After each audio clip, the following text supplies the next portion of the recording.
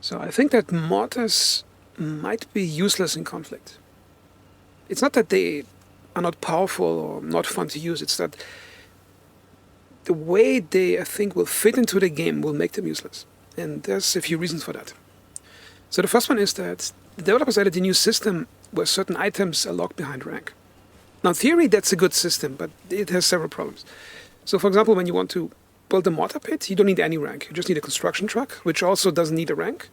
You can put the thing where you want, you build it. But then the problem when you want to get a mortar shell, the fragmentation shell is locked behind captain rank. The other shells are locked behind a thing corporal. Now that's bad for several reasons. Now I get the idea that you want to limit a powerful weapon system so it's not too available. Well, I think there are certain dangers associated with that thinking. And the first problem here is that, let's say you have one player who made it to rank captain, and he wants to supervise a mortar team. Now, because he's the only guy that physically can grab the grenade from the box, he also has to be the ammo carrier who loads the gun. So he can't be the guy supervising or commanding the mortar team. Now, the next problem is that I think mortars shouldn't be locked behind captain. They should be available right from the start of the game, like a Humvee or something.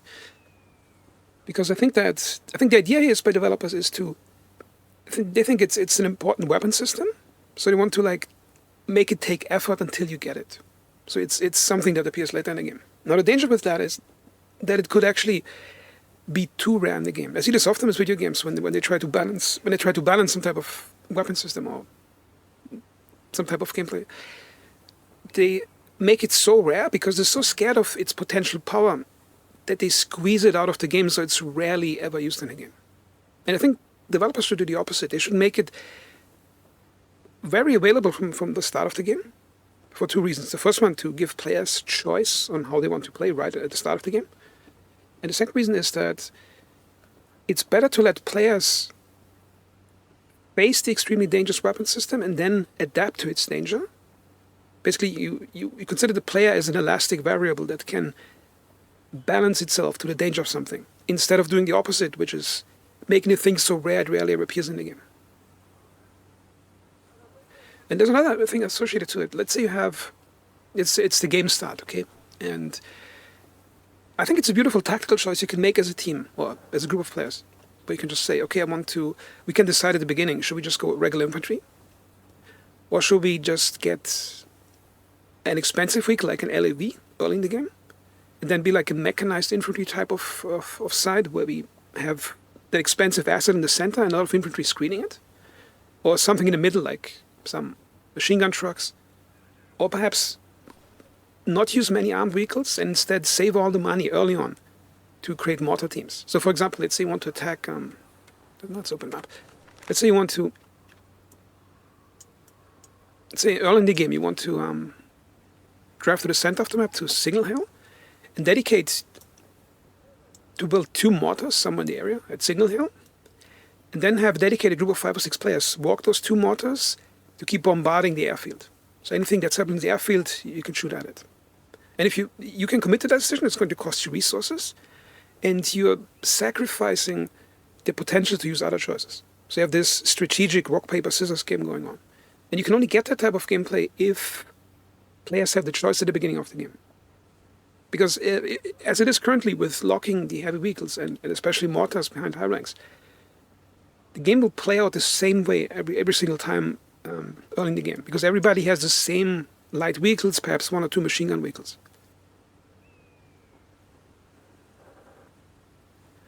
And there's another reason which will make mortars, I think, useless. And that's related to how players spawn and the damage that mortars can or cannot do to a base. Okay, so I was testing earlier how mortars work. So I put up a mortar here and I put some barracks here. I want to test how quickly you could destroy an enemy base if you have it ranged incorrectly. So I spent a few minutes ranging it in, and then I started hitting. And let me show you the problem. Okay, you got the barracks over here. I'm going to call a mortar strike.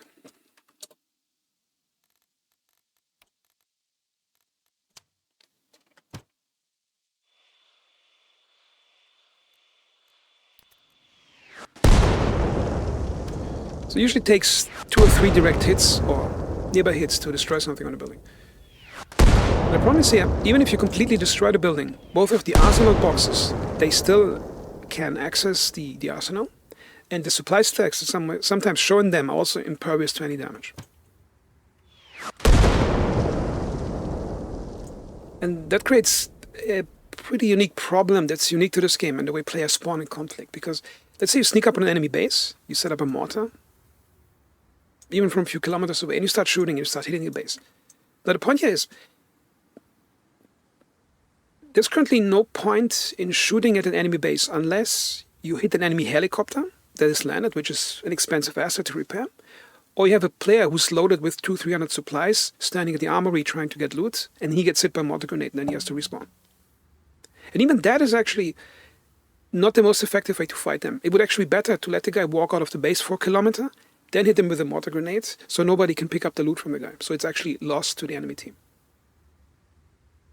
So currently fighting an enemy conflict base, it's like throwing rocks into water, expecting the water to empty out.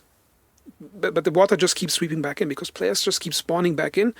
And the only current purpose of a mortar attack would be if your attacking team would run into cap like half a minute after a mortar barrage, so you can break the next spawn wave by sitting directly on the enemy spawn. And I think that's the problem of the spawning system of this game. That's why the game should have some type of limited frontline spawning. So, or as I mentioned in the previous video, where we would physically have to deploy command trucks somewhere in an area, like within 300 meters of the thing, to spawn there. So it's a target that could possibly get hit by mortar. Because currently there's no reason for mortar to shoot at the base, unless for the 2 reasons I just said with the helicopter. And here's the other thing. Imagine you're defending a base, and now mortar shells are coming in. Actually, let's go to another town so I can illustrate it a bit better. How is it there? That's... I think, is it... What's this called again? I haven't played in a few months. Anyway, so he's sitting in this base, and say the enemy is setting up a mortar and just keeps hammering the base. Now, in real-life scenario, you probably have an incentive to go hunt down the guys shooting the mortars at you. But in the game, you don't have it. You could just hide in the house, and at 4 or 5 kilometers, or even 2 kilometers, shooting a mortar into the base, you can easily avoid it simply by the probability of it hitting the same spot twice. So you can just hide it somewhere in those buildings over here, and the enemy has to put a lot of effort and resources, because 1 mortar shell costs 50 supplies, to shoot into the base. So there's no incentive to actually hunt him. You're just going to expend the ammo, and you can just wait for that, which I think will lead to nobody actually using mortars to attack enemy bases.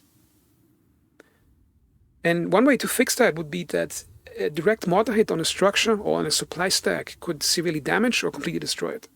So if you have a lot of supplies in the base in several stacks, perhaps even being able to put supplies in different spots of the base, then you would have an incentive to stop the mortar from shooting at the base, and the mortar guy would have an incentive to actually shoot into the base and expend the resources.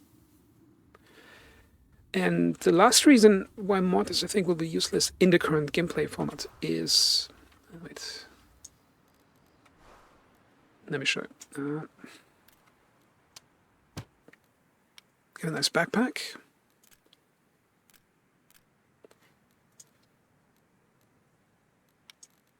Let's get a rifle with a grenade launcher.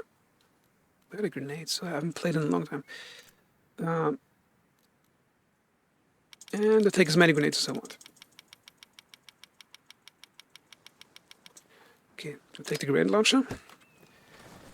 And let's say that I want to hit those barracks over there. And within 400 or 500 meters with a Soviet grenade launcher, you can quickly range it in. I'm actually going to take a binocular too.